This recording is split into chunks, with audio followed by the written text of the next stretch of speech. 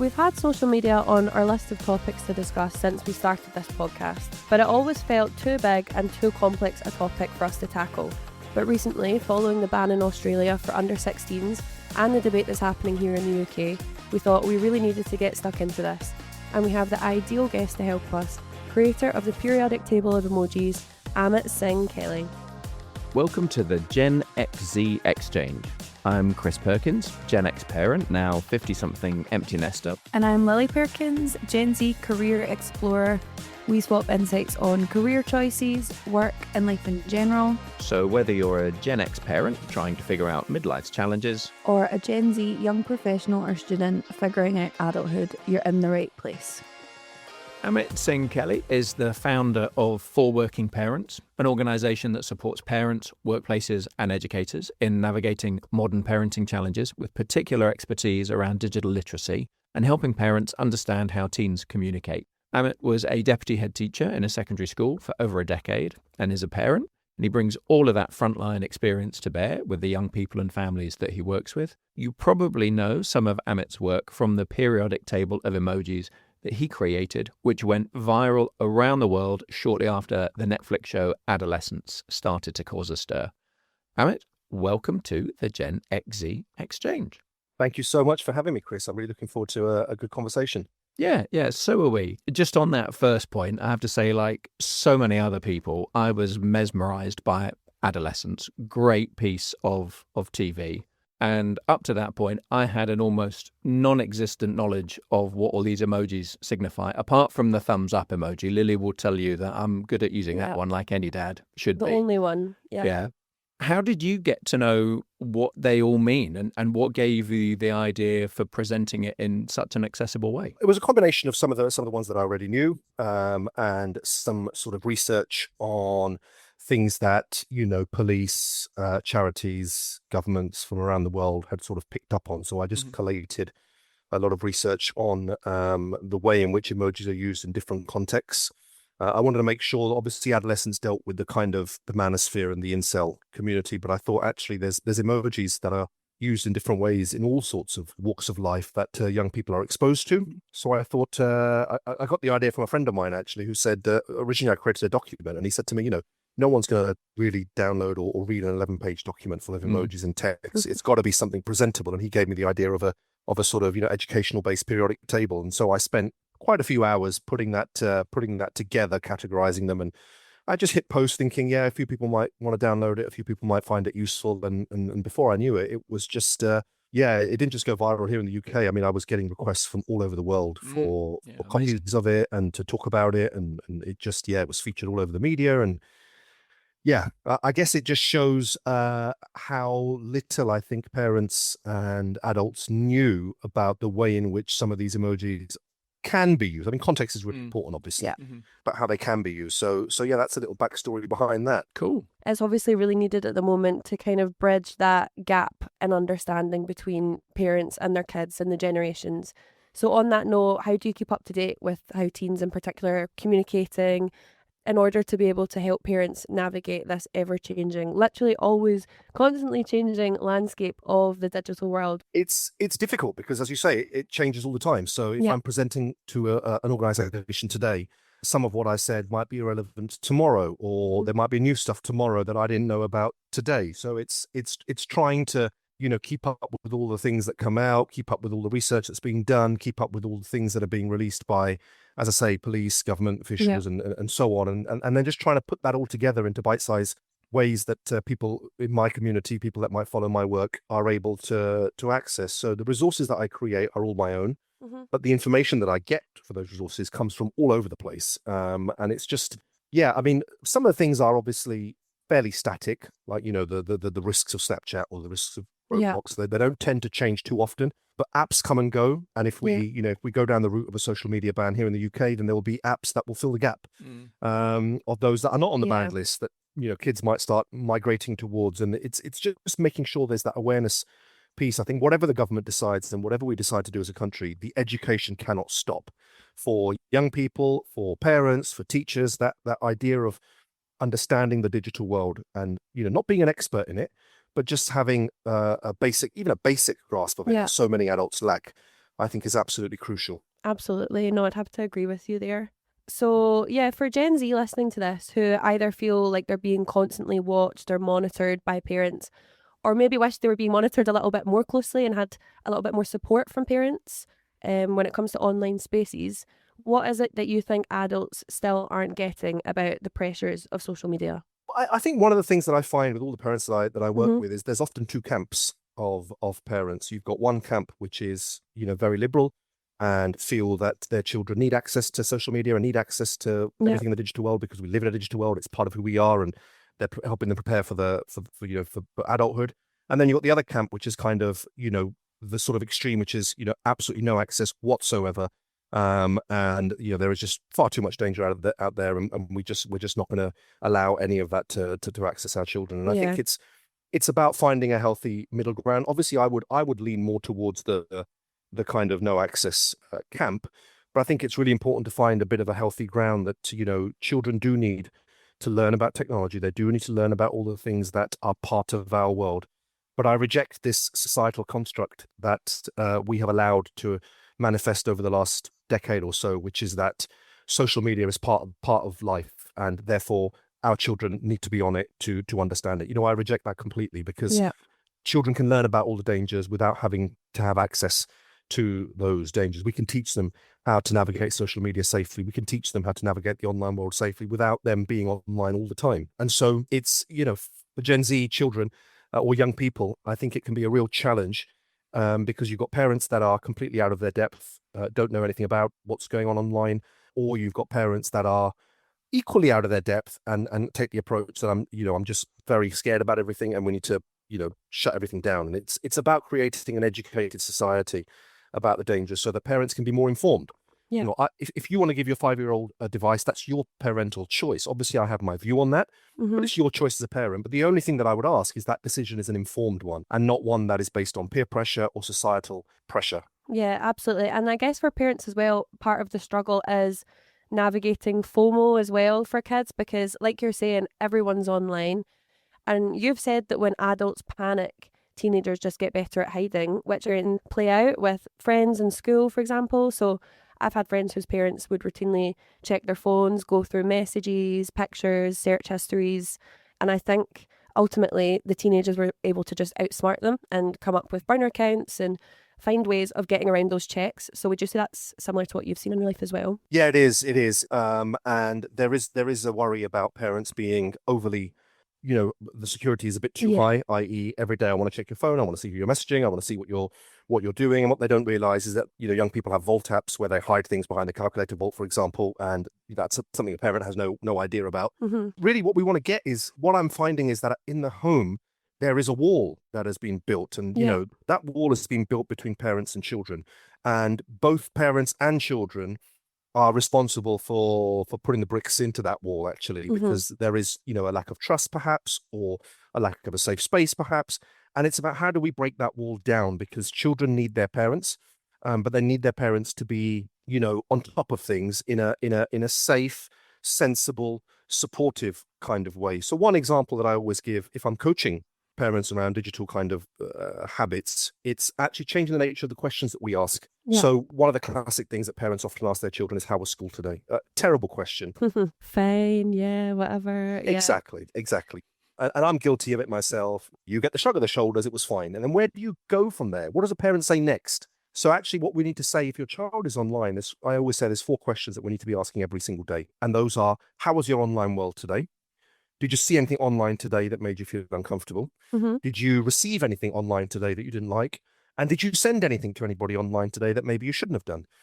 And what we do by asking those questions every day is we slowly, and it is slow, but we slowly create a place of safety where actually we are being inquisitive with our children. We genuinely want to know what's going on in their online world. And that last question is about helping our children take responsibility for their own actions, but making sure that we're non-judgmental in doing that, because ultimately we want to be the safe space for our children.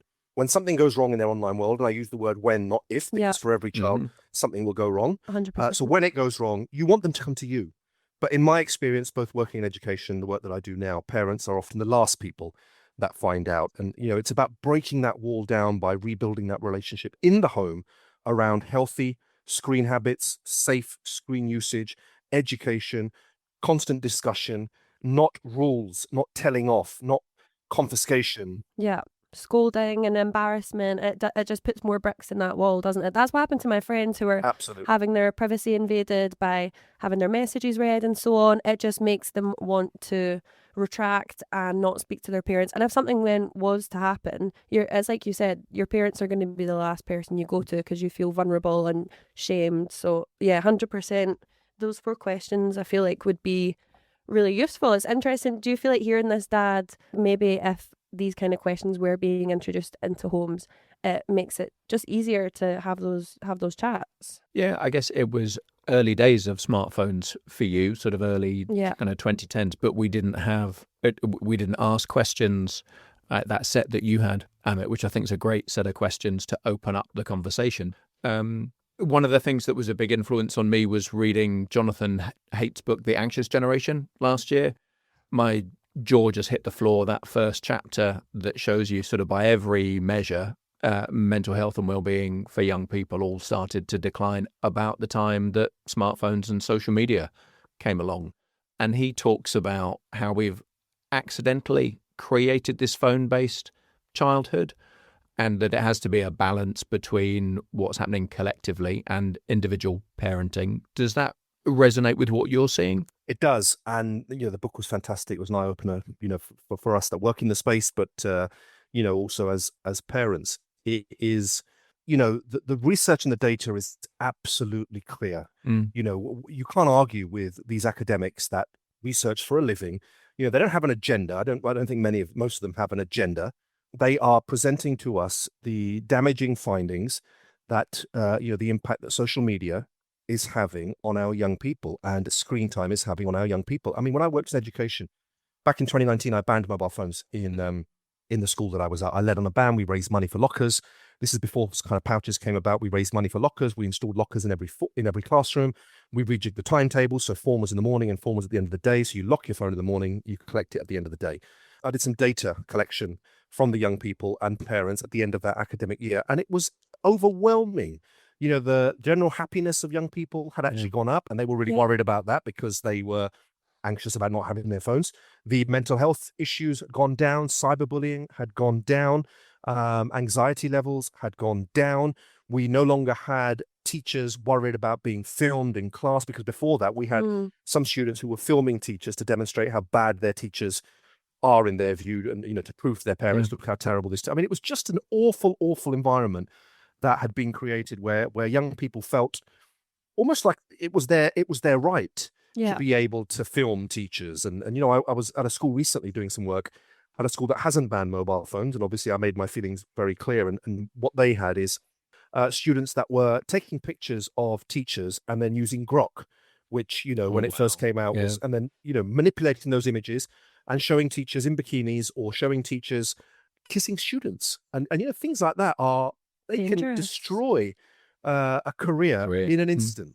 And I just wonder, why are we still allowing mobile phones in schools? And just recently I put a post out on LinkedIn about my views towards schools should be a complete mobile phone free zone. And when I mean mobile phone free, I don't mean we have an out of sight policy and it's in your blazer pocket or it's in your bag, because that's setting everybody up for failure. I mean, it has to be put away in the morning, whether it's locked, whether it's pouched, whether it's in the office, whatever system you want to bring in, and it's not collected until the afternoon. And of course, there's pushback on that. There's parents who feel that their children are not safe at school. There are parents of send children who feel that their children need their phones. And as with everything, you've got to have exceptions, and those exceptions have to be discussed between the school and the parents. But as a general rule of thumb, schools are so much better. You've only got to look at schools that have banned phones in recent years and look at their data. So much better, so much happier, so much safer when mobile phones are nowhere in sight. And I imagine as well for the students, you're getting more out of your education, because I dread to think if I was to total up the amount of hours I spent in high school, not actually listening to the teacher or what was being taught, but in my blazer with my phone, scrolling or, texting or whatever, probably be a lot of wasted learning time. And everyone was Snapchatting things, and you would take funny videos of your classmates or your teachers, and it was all a bit of a joke and a laugh back then. But looking back, it's similar to the stuff you're describing. We thankfully didn't have grok or anything, but it would also make you feel anxious to come into school. Like if you maybe weren't looking your best, or you hadn't slept that well, and you're like, oh, am I going to be filmed without my consent? Is someone going to post me on their story and make fun of me? So I also think, from my experience, it sounds like a good thing, because you could just come to school, have fun, chat, learn, not be distracted, not be at any risk of feeling violated by other people taking pictures or texting about you or whatever. Absolutely. I saw that post that you mentioned, and it prompted a lot of discussion on both sides of the fence, which is a good thing. I think we need to debate these issues, and there are some legitimate concerns people have. And do you think it's possible to manage those exceptions rather than it just be an outright ban for everyone? Yeah, absolutely. I mean, we did it when I brought the mobile phone ban in at the school that I was at, and I've seen schools do it very successfully now. It's not easy, and it's hard work for schools to do, because you've got to have the manpower to be able to manage all of this. And it can be costly, because pouches and lockers and all these things, they cost money.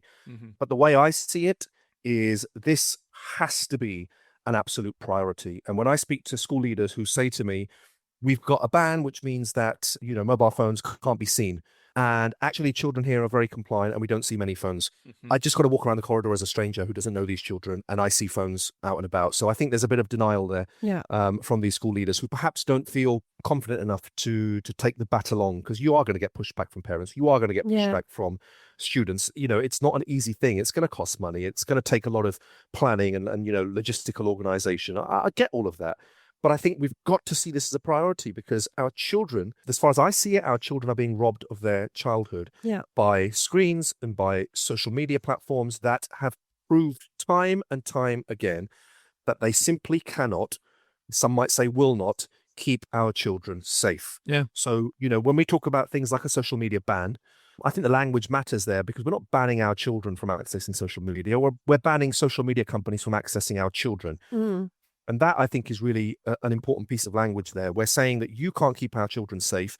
Therefore, you don't deserve to have access to our children, who are your biggest money makers, who spend the most time on your platforms, who watch all the ads, who buy all the additional bits all those kind of things. You can't keep them safe. So we don't want them on your platforms. And for 7 hours of a day, if schools can be a place where children are mobile phone free, smartphone free, safeguarding cases will go down massively, because the majority of safeguarding cases now that schools deal with are linked to the online world and linked to something that happened last night on Snapchat or over the weekend on Snapchat.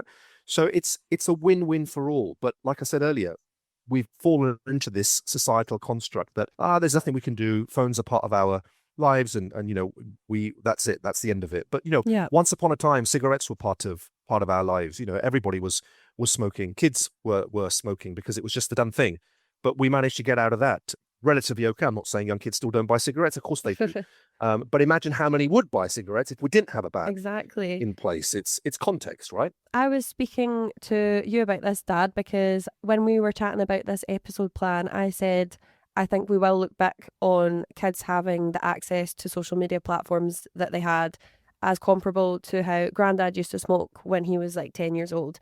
And how that was just the thing that was done then, and it was, that was the way of life, and everyone just did that. It's a similar thing. That's how I feel 100%. I would say a lot of the stuff that I experienced with this kind of boom of social media platforms when I was young, like these things are still going on. So I remember when I gained access to platforms like Tumblr and Instagram, I loved the freedom that I had to see all these different pictures from all over the world and discover new music that I liked and people's cool outfits and aesthetics. And that was really, really great. And I actually feel like a lot of my formative identity came from there. But then on the other side of things, the internet had access to me, like what you were saying earlier on. And I remember there being a lot of content targeted towards naturally very insecure young girls on these platforms, talking about body image, promoting unhealthy diets, unhealthy DIY beauty treatments, whatever it may be. And I think if we swing this background to the manosphere that we have now, and the, black pill looks maxing content that's become really prevalent online, it's all a similar trend of having access to young people who are unsure of themselves and insecure, and telling them, engage with my content, do what I do, promote racism, promote misogyny, like this is how you get to the top.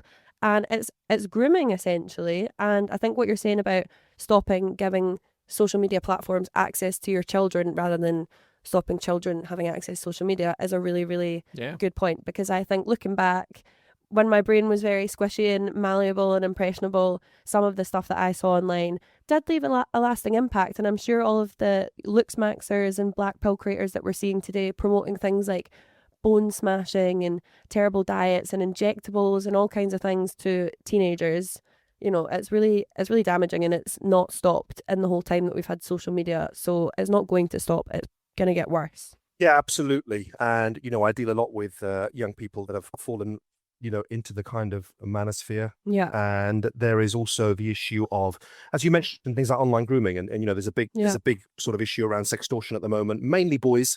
But there are more and more girls that are falling victim to it. And because kids are impressionable, kids get to an age where they start exploring, relationships and sex, and they start getting attracted to people of the opposite or the same sex, if somebody messages a kid who doesn't normally get attention at school from people that he's attracted to, or she's attracted to, and somebody, sends you a picture and says, makes this is you me. Feel special. Of course it does. Of course it does. All you've got to do is send me a picture back. I'd be surprised. There'd be probably a lot of young people that would send that picture back, and that's what we're finding now with things like sextortion. I mean, Snapchat. The NSPCC released a report last year where Snapchat is found to be responsible for more than 50% of online grooming cases where the platform was known. Wow. Yet Snapchat is the most downloaded app by sort of teenagers. So why are we letting Snapchat access our children when we know Snapchat cannot keep our children safe? It's, there is a parental responsibility there. Of course there is. There is an educational responsibility there. Of course there is. There is a governmental responsibility. This is a societal issue. And if we keep compartmentalizing this as teachers blaming parents for being incompetent, parents blaming schools for not doing enough, schools blaming young people for being spoiled, we need to look at this from a societal point of view. We're all in this together. We've allowed ourselves to sleepwalk into this position that we're in now. And the only way that we can push back against it is if we do it together and recognize that the single aim here is to allow our children to be safe in their childhood. And if they are online, it's making sure that they are as safe as possible online. So we've got to all play our part in making that happen. Otherwise, this generation of children now will look back in 10 years' time and they will not forgive us for sitting on our hands. They will not forgive us for not taking action, for debating and discussing and doing all the things that we do brilliantly here in the UK. We debate, we discuss, we consult. How long can we keep debating this whilst we lose children to the horrible world that exists online? Yeah. And I think that was your view, that your generation have been the guinea pigs for the harms that social media can do. Yeah. And that you will look back on this period and think, how could we have been so stupid? And when your generation start having children of their own, there's absolutely no way they're going to let them go near social media and the harms that they can find online. Yeah, knowing what we know, it is really nice to hear someone advocating very passionately and having these, actually opening up these conversations, because I think there has been this big gap. And I'm glad now it's getting to the point where policies are being discussed and there is a little bit more of a government influence on these things. If we look at Spain, who have recently announced plans to ban social media for under-16s, for example, that's now becoming a serious discussion in the UK. So I think we've discussed a good few of the reasons already, but are there any other reasons that you can see as being a really strong argument for a ban like this? Yeah, well, just to reiterate some of the things that I've already said, the mental health issues, the anxiety, the body image, the inability to put phones down, the impact it's having on sleep, the academic performance. I mean, the research is overwhelming. Yeah, the list literally just goes on and on. Yeah, of course it does. And that I haven't even covered the kind of safety elements yet. The safety elements are obviously huge. The grooming, the sextortion, the violence, the manosphere, all the things that young people are exposed to online. They don't need to be exposed to. They don't need to be involved in. And so of course, there are going to be people that oppose a ban, and many of them are going to have legitimate arguments for opposing a ban, because bans don't always work. Simple bans don't always work. But we've got an option to either take action, put a ban in, and then look at what's working and what's not, and mold it as we go on. Or, as people keep telling me, we've got to hold social media companies to account for allowing harmful content on their platforms and get them to remove it. Yes, I agree, we should. We've been trying to do that for years and we failed. Yeah. We have not been able to hold them to account. We have not been able to get them to remove content. In fact, social media companies are making people redundant that work in those departments to moderate content that is online. They cannot keep up with the speed at which people are uploading harmful content on their platforms. They simply cannot keep up. So this idea of holding them to account and, tackling the perpetrators, tackling the groomers, and tackling the people spreading, horrible things online is just, it's not feasible. It's not doable. And so if we can stop our children accessing that kind of content, or at least stop the majority of children accessing that content through some sort of ban, then I'm flabbergasted why people think that we shouldn't be going down that route. But there is also another argument that I've heard, which is that people who are fearful of the state and then big government, and this is yet another reason. This is yet another part of our lives the state is getting involved in. And okay, there is an ideological argument that people will have about how much interference the state should have in our lives. I respect that. I taught politics. I studied politics. I get that. Yep. But I think a lot of the people who fear the state fear it because they've seen lots of things online that tell them to fear the state. And that's where they're getting their information from. They're getting their information from, the state wants to, digital IDs because they want to keep your records on file and they want to do all of this and they want to siphon your data and sell your data. Which is coming from social media, ironically enough. Yeah. Of course it is. Yeah, exactly. It's an endless cycle of doom from the sounds of it. It's not great. It really is. And there might be some legitimate concerns that people have. And I'm not trying to, It's not black and white. No, I'm not trying to demean the legitimate concerns that people have, and the voices are important. And of course, the voices of young people are very important. And naturally, the majority of young people would not favor a ban on something that they think makes them really happy and, connects them to the world and all that kind of stuff. But I think, and the other argument I hear is that children have rights. And I love that one because, children do have rights. They have the right to have a childhood free of harm.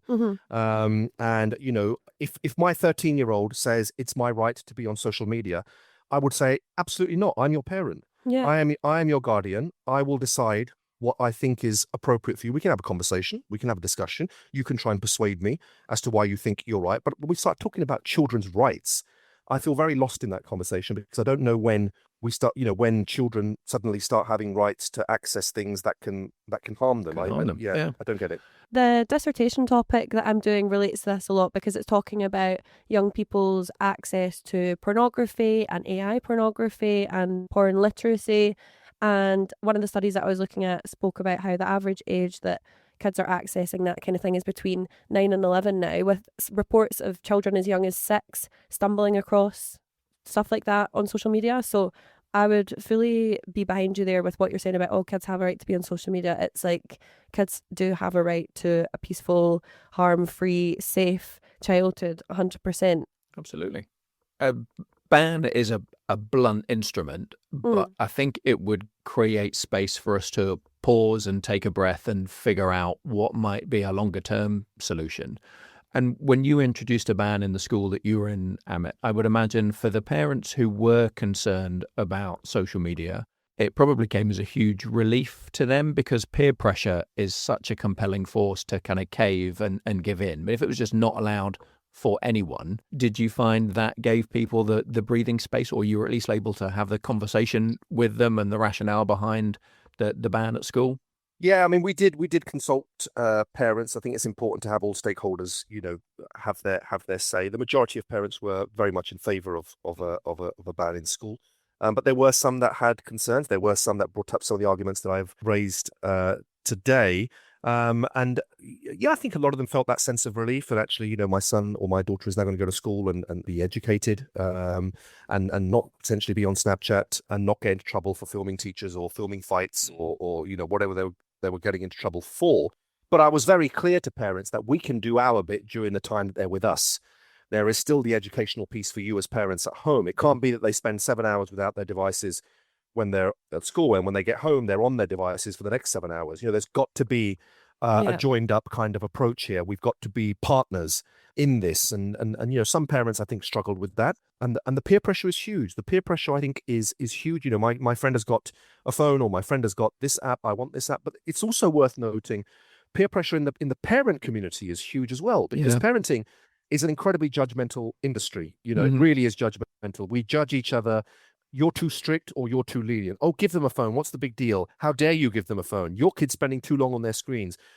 Oh, stop being so harsh. So we get this whole plethora of views about, how other people should be running their homes, to how other people should be parenting. And I think we've got to move away from this idea that we've got to allow parents to have some autonomy to make informed decisions that they feel are right for their families.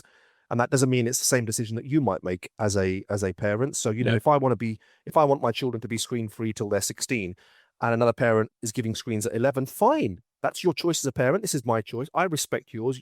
You respect mine. Let's crack on and both of us hope that our children grow up to be great individuals. Yeah. We've got to move away from this whole judgment of parents. The peer pressure is huge in students, in young people, but we can't ignore the peer pressure at that parental level as well. Absolutely. And it's interesting seeing what is coming out of Australia now. Obviously, they took the move to go for the ban for under-16s. And there are some reports that it's already brought about a really positive change in children's behaviour. They're getting involved in activities that don't involve a screen, but equally reports that they're finding ways around it, just using a fake birthday, using a picture of an adult, creating a new account. But I guess one of the things which they then miss out on is because not everyone is on it, the social element isn't there, but they will still find a way. And now that there are these new apps coming out, Lemonade, CoverStar, some of the others that are kind of filling that void, that's always going to be the case. Yeah. Do you think it's possible to ban or regulate in some way that is future-proofed in terms of how we might approach this in the UK? Look, it's really difficult, isn't it? Because if we do what Australia has done, which is have a list of sort of 10 apps that we think are particularly problematic, the problem that they're finding in Australia, as you quite rightly mentioned, is that children will start accessing other apps and encourage their peers that actually there's this new app that's come out that does the same thing that TikTok does. Let's all get on that and we can carry on socializing, and the harms might exist there. So I don't know what the answer is. I don't know what we can do to really nail it. I think it's got to be a case of continuing to see what happens in Australia. There are other countries that are bravely taking this on now as well. I really hope that we in the UK, are brave and do take action. The House of Lords have now talked, about bringing in legislation to ban mobile phones on school sites. So it seems like we're doing all the right things from a safety point of view.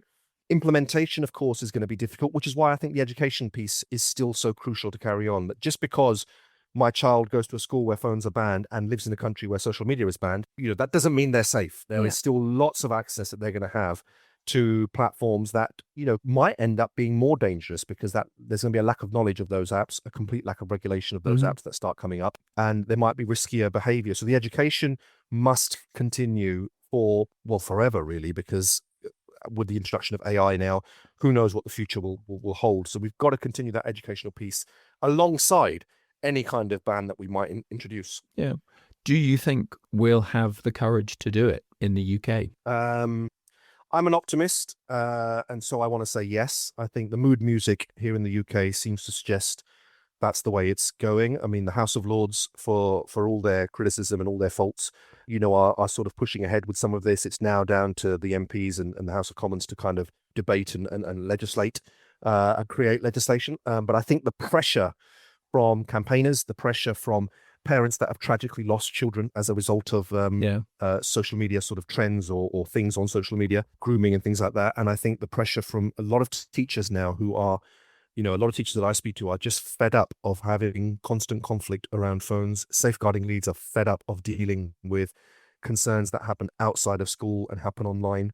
I think we're at breaking point now. And I think with Australia, with parts of the EU, with Spain now very recently, Finland, I think Malaysia is talking about it as well. More and more countries, and it's not just the good thing is it's not just the West. I think if it was something that was just the West was doing, then it would be seen as that kind of, again, it's just the West that does this. They don't understand culture in other parts of the world. But we're seeing it actually. We're seeing a movement in places like India. As I said, Malaysia is talking about it. So we're seeing non-Western countries also pushing back against this. So I think I think the tide is shifting. The mood music that I'm hearing is that a ban will come into place. What it looks like and how it's implemented, of course, is down to policymakers. But I do think we'll go down that route sooner rather than later. That is encouraging, and certainly that seems to be the sense amongst the general public. that it would be a good thing to do. But given how powerful and influential the big tech companies are, what do you think is the likelihood that there will be so much lobbying, it will be watered down into something that just doesn't have teeth and doesn't really move us forward? Yeah, there is a big risk of that. And obviously social media companies and their founders and owners and, exec level people are very, very powerful. We saw a number of them standing with the president of the USA recently. They have power at the very top. But I think that the fact that Australia has taken this action, it's taken responsibility for the world really on its shoulders and said, actually, you know what? Yes, they're very powerful. Yes, they're very wealthy. Yes, we need their money and all of those kinds of things. But actually, we want to prioritize the people who live in our country, that citizens whose parents put us into positions of power. Yeah. And so I think there will be pushback. If we end up with a watered down version, I think the pushback from society will be great. And so I don't think the government will take the risk.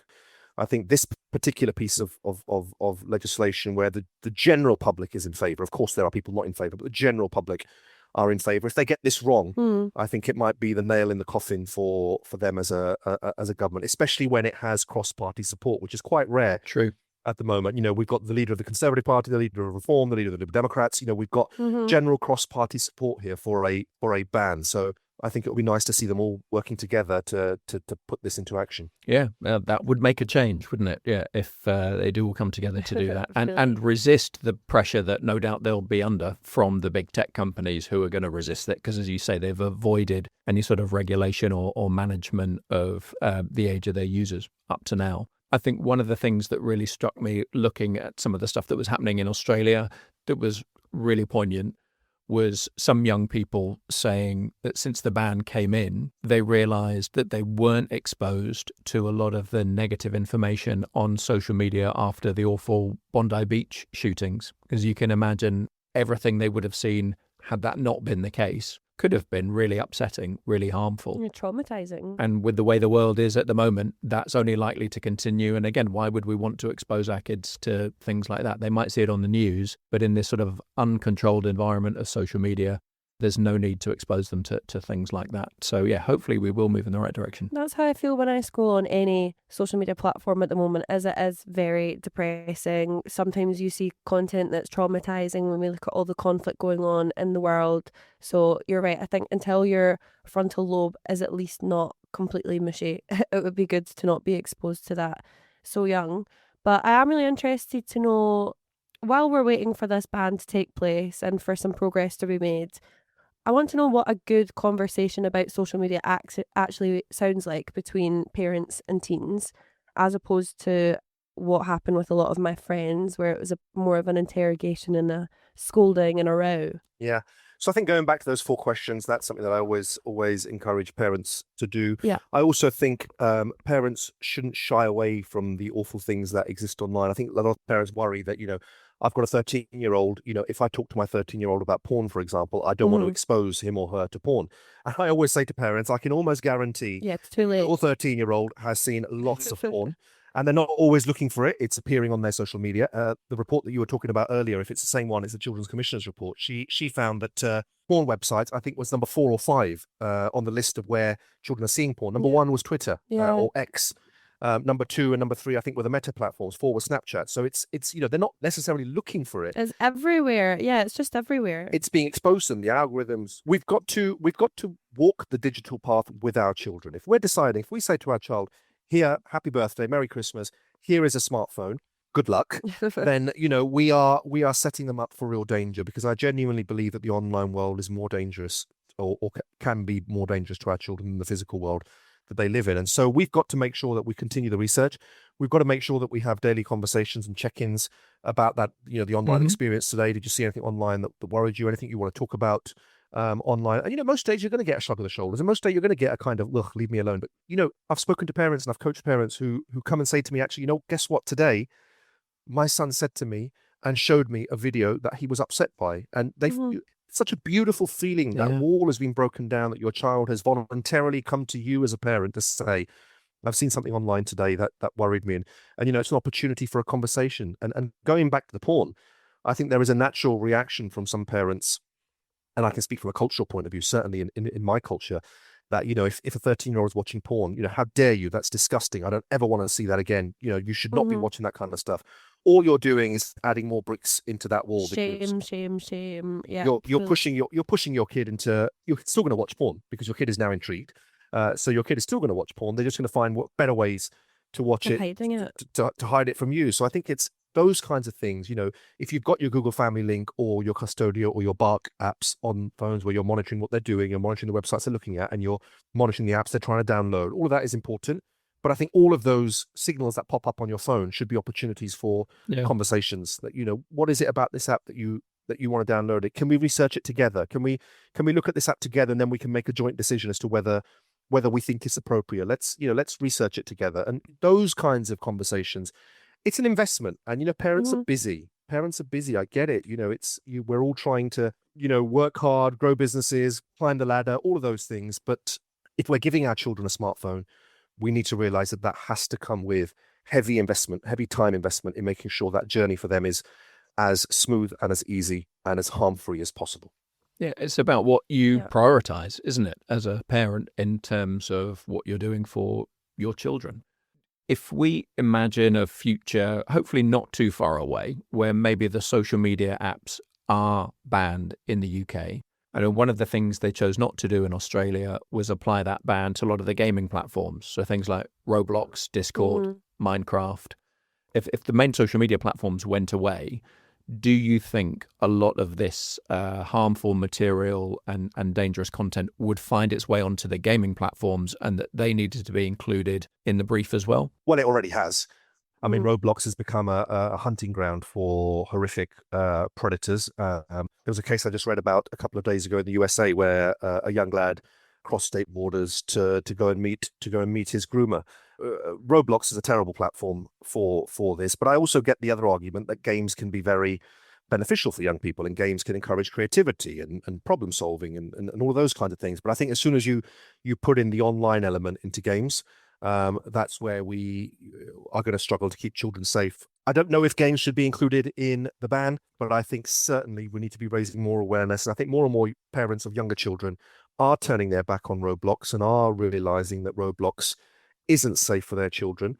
I mean, there was an article in The Guardian a few weeks ago now, I think, maybe even a couple of months ago, where an investigative journalist, opened up a 13-year-old account on Roblox, put in all the parental settings and, had it as tight as possible. And she said within a week, she was sexually harassed on the platform. She was invited into games where sexual acts were being mimicked.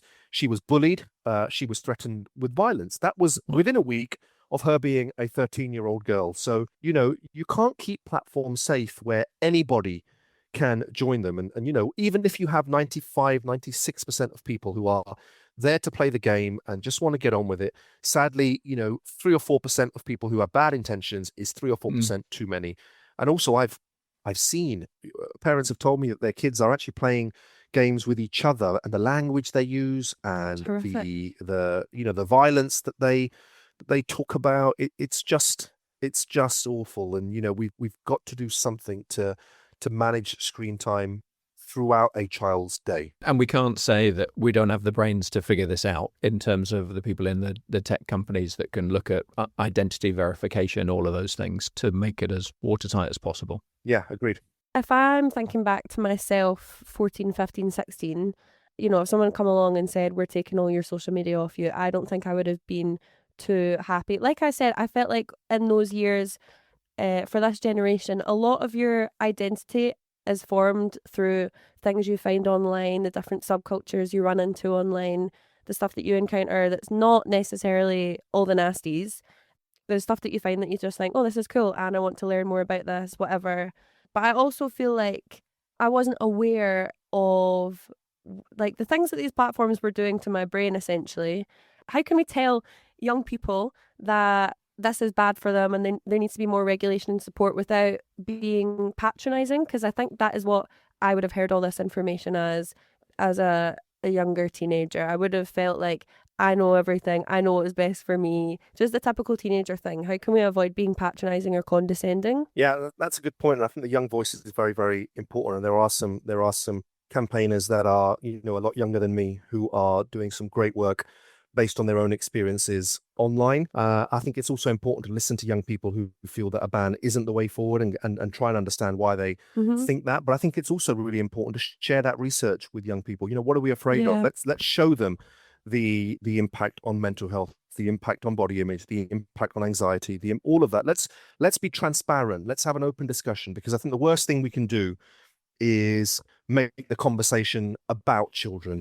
We've got to involve children in the conversation, and we've got to get them feeling like they're part of the dialogue, even if the end result is not what they want. I think if we try and explain to them why we feel this is the best step forward for you, and this is what the research is showing, and this is how much happier generally kids in Australia are.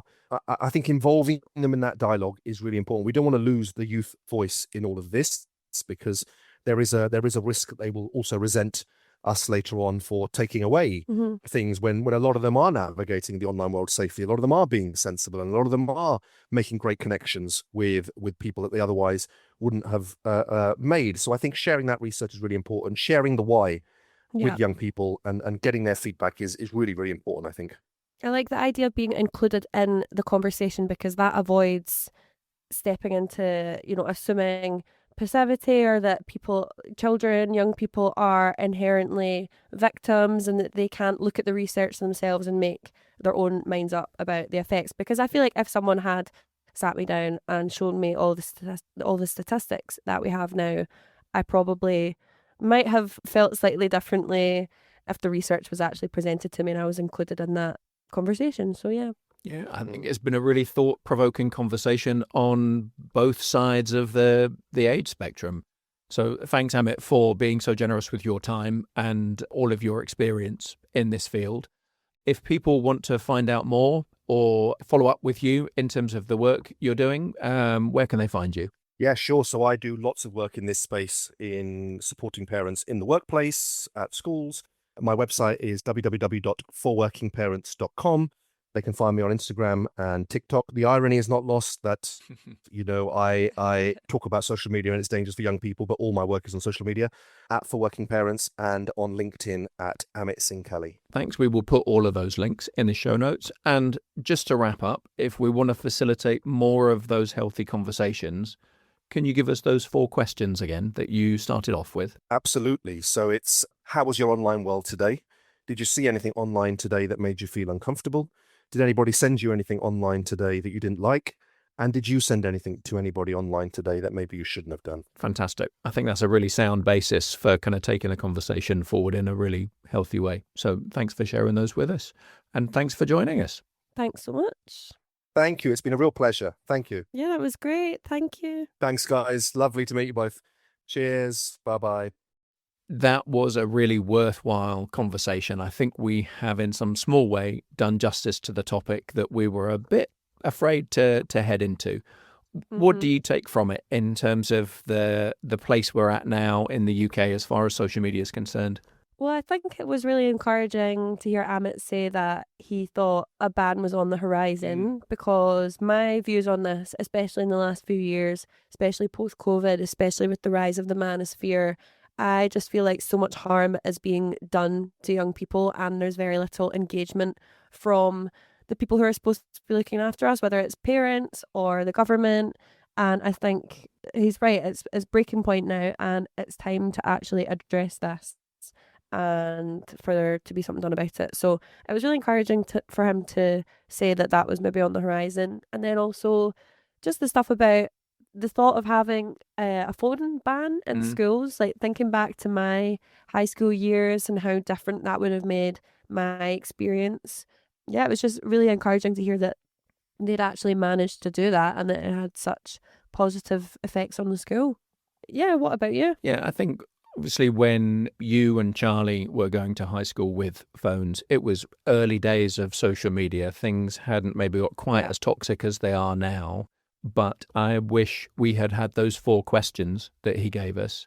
And I wish we had maybe had healthier conversations with the 2 of you about what you were finding online, and we were more aware of what the risks were, because no doubt they emerged pretty quickly. I have no idea what you and Charlie would have been exposed to. I think me and your mum were pretty liberal in terms of our approach to, being online and using electronic devices. But that could well have exposed you to things that we would have been appalled by. And we never really had those conversations. So hopefully this will help people who are in that position now to have those healthier conversations, to not make it a bad thing and to not interrogate, but to just open up the discussion around the dinner table over like what you're seeing online. Yeah, creating a safe space. Mm-hmm. Yeah, definitely. It was great. If you enjoyed this conversation, please be sure to leave us a review and give us a 5-star rating to help this podcast find new audiences. And in our next episode, we have another guest coming on to talk about AI and the future of the workplace. So is AI going to end Gen Z's careers before they've even started, or end Gen X's careers before they really want them to finish? We have a special guest coming on to dig into that. Thanks for listening to this episode of the Gen XZ Exchange.